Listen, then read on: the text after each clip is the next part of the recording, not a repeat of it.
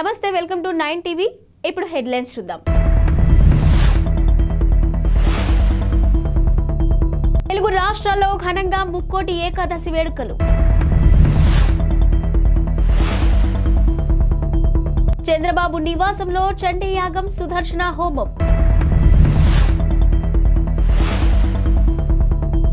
Stage ఎక్కుతూ కింద పడిన గవర్నర్ తమిళిసై సౌందరరాజన్. నేడు వైకుంఠ ఏకాదశి కావడంతో తెలుగు రాష్ట్రాల్లోని ఆలయాలు భక్తులతో కిక్కిరిసిపోయాయి. తెల్లవారుజాము నుంచే భక్తులు ఆలయాలకు పోటెత్తారు. ఇక ముక్కోటి ఏకాదశిగా పిలిచే ఈ రోజున ముక్కోటి దేవతలు భూలోకానికి వచ్చి శ్రీ మహావిష్ణువును పూజిస్తారని పురాణాలు ఘోషిస్తున్నాయి. అంతేకాదు ఈ రోజున ఆలయాల్లో ఉత్తర ద్వారం ద్వారా స్వామిని దర్శిస్తే పుణ్యం వస్తుందని భక్తుల విశ్వాసం.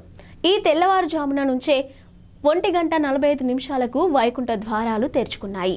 ఇక తిరుమల శ్రీవారిని వైకుంఠ ద్వారం గుండా దర్శించుకునేందుకు సుప్రీంకోర్టు మాజీ CJI justice NV Ramana, high court న్యాయమూర్తి justice Ravindrababu, justice Hima Kohli, justice LL Bhatti, justice Shyam Sundar, justice Tarala Rajasekhar, Karnataka governor Thawar Chand Gehlot, AP మంత్రులు పెద్దిరెడ్డి నారాయణస్వామి, ఉషా శ్రీచరణ్, మెరుగు నాగార్జున, చెల్లుబోయిన అంబటి రాంబాబు, కారుమూరి గుడివాడ అమర్నాథ్, రోజా, ఎంపీలు ప్రభాకర్ రెడ్డి, రఘురామకృష్ణరాజు, సీఎం రమేష్, ఇక డిప్యూటీ స్పీకర్ వీరభద్రస్వామి, టీడీపీ నేత అచ్చెన్నాయుడు వంటి ప్రముఖులు తిరుమలకు తరలివచ్చారు. తెలంగాణలోని ప్రముఖ పుణ్యక్షేత్రమైన యాదాద్రి లక్ష్మీ నరసింహస్వామి విష్ణుమూర్తి రూపంలో భక్తులకు ఉత్తర రాజగోపురం వద్ద దర్శనమిచ్చారు. ఇక్కడ జరుగుతున్న వైకుంఠ ఏకాదశి వేడుకల్లో మంత్రి తుమ్మల నాగేశ్వరరావు, ప్రభుత్వ విప్, ఆలేరు ఎమ్మెల్యే బీర్ల ఐలేయ, ఇక కుటుంబ సభ్యులు తదితరులు పాల్గొన్నారు. టీడీపీ అధినేత చంద్రబాబు నాయుడు ఉండవల్లిలోని తన నివాసంలో ఇవాళ చండీ యాగం సుదర్శన నారసింహ హోమం నిర్వహించారు. ఇక చంద్రబాబు నారా భువనేశ్వరి దంపతులు కలిసి ఈ క్రతువుల్లో పాల్గొన్నారు. ఈ కార్యక్రమంలో టీడీపీ నేతలు దేవినేని ఉమా, ధూళిపాళ్ల నరేంద్ర కుమార్, కొల్లు రవీంద్ర, బోండా ఉమా, నారాయణ, కన్నా లక్ష్మీనారాయణ తదితరులు కూడా పాల్గొన్నారు. ఇక ఏపీలోని మరికొన్ని నెలల్లో ఎన్నికలు రానుండడం, ఇటీవల చంద్రబాబు జైలు నుంచి విడుదల కావడం, నారా లోకేష్ యువగలం విజయవంతంగా ముగియడం తదితర పరిణామాల నేపథ్యంలో చంద్రబాబు ఇంట హోమాలు నిర్వహించడం ప్రాధాన్యత సంతరించుకుంది. దీనికి సంబంధించిన ఫోటోలను తెలుగుదేశం పార్టీ సోషల్ మీడియాలో పంచుకుంది. తెలంగాణ గవర్నర్ తమిళిసై సౌందరరాజన్ శుక్రవారం హైదరాబాద్ జేఎన్టీయూలోని జరిగిన పూర్వ విద్యార్థుల సమ్మేళనానికి ముఖ్య అతిథిగా హాజరయ్యారు. ఈ కార్యక్రమంలో గవర్నర్ వేదిక పైకి వెళ్తూ ఉండగా మెట్లు ఎక్కుతూ ఒక్కసారిగా కింద పడిపోయారు. అయితే 2 చేతులు కిందకు పెట్టడంతో ఆమెకు పెద్దగా దెబ్బలు తగలలేదు. వెంటనే గవర్నర్ వెనుక ఉన్న భద్రతా సిబ్బంది స్పందించి గవర్నర్ను పైకి లేపారు. ఇక దీనికి సంబంధించిన వీడియో సోషల్ మీడియాలో వైరల్ అయింది. ఉత్తరప్రదేశ్లోని నోయిడాలో ఉన్న ఓ ఆఫీస్ బిల్డింగ్లో లిఫ్ట్ ప్రమాదం చోటు చేసుకుంది.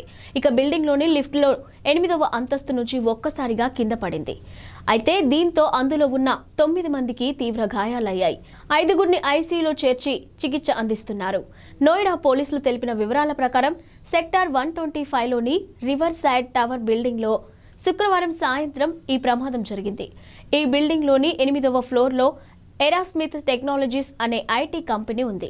అందులో పనిచేస్తున్న 9 మంది ఉద్యోగులు ఆఫీస్లో డ్యూటీ ముగించుకొని కిందకు దిగేందుకు లిఫ్ట్లోకి ఎక్కారు. అయితే 8వ అంతస్తు నుంచి లిఫ్ట్ ఒక్కసారిగా కింద పడింది. దీంతో కొందరికి కాళ్లు విరగ్గా, మరికొందరికి చేతులు విరిగాయని, ఇంకొందరికి ఇతరత్ర గాయాలయ్యాయని పోలీసులు వివరించారు. అందరినీ ఆసుపత్రిలో చేయించి చికిత్స అందిస్తున్నట్లు వివరించారు. ప్రస్తుతం 9 మంది ఆరోగ్య పరిస్థితి నిలకడగానే ఉందని వైద్యులు తెలిపారు. టీడీపీ ఎన్ఆర్ఐ నేత యష్ బొద్దులూరిని ఏపీ సిఐడి పోలీసులు శంషాబాద్ ఎయిర్పోర్ట్లో అరెస్ట్ చేశారు. అనారోగ్యంతో ఉన్న తన తల్లిని చూసేందుకు వచ్చిన ఆయన్ను అదుపులోకి తీసుకున్నారు. అక్కడి నుంచి మంగళగిరి పోలీస్ కార్యాలయానికి తరలించారు. ఆయనపై లూకౌట్ నోటీసులు ఉన్నట్టు తెలుస్తుంది. యష్ అరెస్టుపై టీడీపీ నేతలు మండిపడుతున్నారు. యష్ బొద్దులూరిపై ఏపీలో అక్రమ కేసులు నమోదు చేశారని, నిన్న రాత్రి హైదరాబాద్ ఎయిర్పోర్ట్లో ఆయన్ను అరెస్ట్ చేశారనే విషయం తెలిసి షాక్కు గురయ్యానని టీడీపీ యువనేత నారా లోకేష్ అన్నారు. క్రూరమైన ఈ ప్రభుత్వం అరెస్టులు, నిర్బంధాలతో ప్రశ్నించే గొంతులను అణచివేయాలనుకుంటుందని మండిపడ్డారు. ఒక టెర్రరిస్టు మాదిరి ఆయన్ను అరెస్ట్ చేయడం దారుణమని అన్నారు. యష్కి న్యాయం జరిగేంత వరకు విశ్రమించబోమని చెప్పారు. వైసీపీకి చివరి రోజులు దగ్గర పడ్డాయని పేర్కొన్నారు. ఎయిర్పోర్ట్ వాళ్ళు ఇచ్చారు. ఆ లుక్అవుట్ మనం చూడొచ్చా అండి? ఆ లుక్అవుట్ మనం చూడొచ్చా? మహిళా ప్రయాణికులకు ఉచిత ప్రయాణ సౌకర్యాన్ని కల్పిస్తున్న టీఎస్ఆర్టీసీకి కీలక విజ్ఞప్తి చేసింది. అయితే తక్కువ దూరం ప్రయాణించే మహిళలు పల్లె వెలుగు బస్సులు ఎక్కాలని కోరింది. తక్కువ దూరం ప్రయాణించే వారు ఎక్కువగా ఎక్స్ప్రెస్లు ఎక్కుతున్నట్లు యాజమాన్యం దృష్టికి వచ్చిందని, ఇక పర్యవసనంగా ఎక్కువ దూరం వెళ్లే ప్రయాణికులు ఇబ్బందులు పడుతున్నారని టీఎస్ఆర్టీసీ ఎండీ సజ్జనార్ తెలిపారు. ఈ సమస్యను అధిగమించేందుకు తక్కువ దూరం ప్రయాణించే మహిళలు పల్లె వెలుగు బస్సులను మాత్రమే ఎక్కాలని ఆయన విజ్ఞప్తి చేశారు.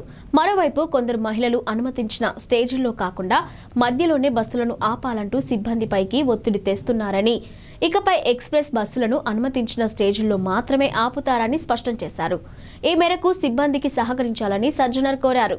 దూర ప్రాంత ప్రయాణికులకు ప్రాధాన్యత ఇచ్చి సిబ్బందికి సహకరించాలని టీఎస్ఆర్టీసీ యాజమాన్యం విజ్ఞప్తి చేస్తుందని ఆయన వివరించారు.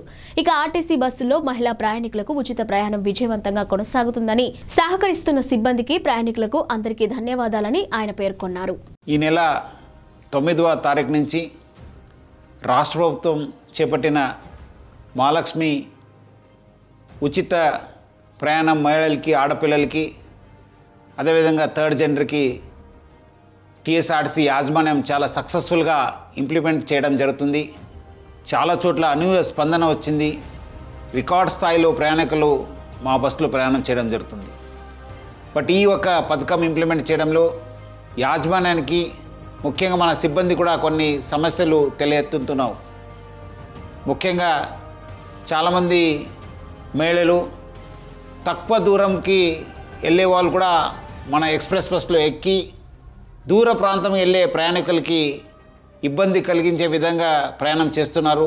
వాళ్ళందరికీ కూడా నా తరఫు నుంచి, యాజమాన్య తరఫు నుంచి కోరుతున్నాను, మీరు తక్కువ దూరంలో వెళ్ళే వాళ్ళైతే వెలుగు బస్సులో ప్రయాణించాలని చెప్పి నేను మరీ కోరుతున్నాను. అదేవిధంగా కొంతమంది మహిళలు స్టేజ్ కాకుండా మధ్యలో, రోడ్ మధ్యలో ఆపడము, లేదంటే ఎక్కడ కావాలో అక్కడ ఆపండి అని చెప్పి అడుగుతున్నారు. దీనివల్ల కూడా చాలా దూర ప్రాంతంలో వెళ్ళే వాళ్ళు కూడా చాలా ఇబ్బంది కలుగుతుంది. స్టేజ్ దగ్గర మాత్రమే మా బస్సు ఆగడం జరుగుతుంది. సో ముఖ్యంగా దీనివల్ల కూడా దూర ప్రాంతంలో వెళ్ళే వాళ్ళు, వేరే ప్రయాణికులు కూడా మేలు జరుగుతుంది.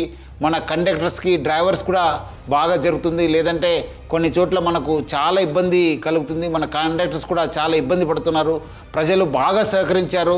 వాళ్ళందరూ కూడా నా తరఫు నుంచి, యాజమాన్య తరఫున కూడా ధన్యవాదాలు తెలుపుతున్నాను. వచ్చే రోజు కూడా ఈ ఒక స్కీమ్ని ఇంప్లిమెంట్ చేయడానికి మహిళలు, ఆడపిల్లలు, థర్డ్ జెండర్ వాళ్ళందరూ కూడా సహకరించాలని చెప్పి నేను మరీ యాజమాన్య తరఫు నుంచి అందరు కోరుతూ, మహిళా లోకానికి, ఆడపిల్లలకి, థర్డ్ జెండర్ అందరూ కూడా నేను యాజమాన్య. హైదరాబాద్ బొల్లారంలోని రాష్ట్రపతి నిలయంలో శుక్రవారం సాయంత్రం ఎట్ హోమ్ కార్యక్రమాన్ని నిర్వహించారు. ఇక ఈ కార్యక్రమానికి గవర్నర్ తమిళిసై సౌందరరాజన్, ముఖ్యమంత్రి రేవంత్ రెడ్డి హాజరయ్యారు.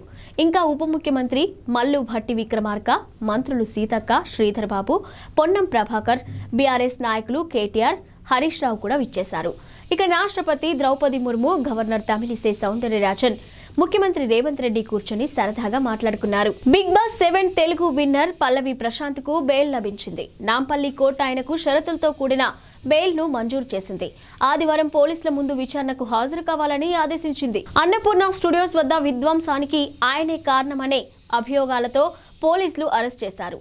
ప్రశాంత్ ను కోర్టులో ప్రవేశపెట్టడంతో 14 రోజులు రిమాండ్ విధించింది. దాంతో పోలీసులు ఆయన్ను చెంచల్గూడ జైలుకు తరలించారు.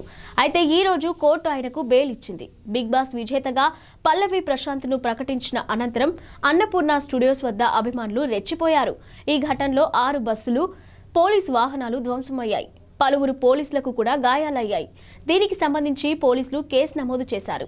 ఆంధ్రప్రదేశ్ ముఖ్యమంత్రి వైఎస్ జగన్మోహన్ రెడ్డిపై టీడీపీ జాతీయ ప్రధాన కార్యదర్శి నారా లోకేష్ మరోమారు తీవ్ర విమర్శలతో విరుచుకుపడ్డారు. జగన్ మాటలను దగ్గరగా చూస్తే జబర్దస్త్ షోలోని బిల్డప్ బాబాయ్ గుర్తొస్తారని పేర్కొన్నారు. ఆయన మాటలు కోటలు దాటుతాయని, పనులు మాత్రం గడప దాటవన్నారు. జగన్ తన సొంత ఇలాకా కడప జిల్లాలో 3 ఏళ్లలో స్టీల్ ప్లాంట్ నిర్మాణం పూర్తి చేస్తానని చెప్పి తొలి శిలాఫలకం కూడా వేసి 4 ఏళ్లైందని గుర్తు చేశారు. 15,000 కోట్లతో ఉక్కు పరిశ్రమ నిర్మించి 25,000 మందికి ఉద్యోగం ఇస్తానని నాడు కోతలు కోశారని ఆగ్రహం వ్యక్తం చేశారు.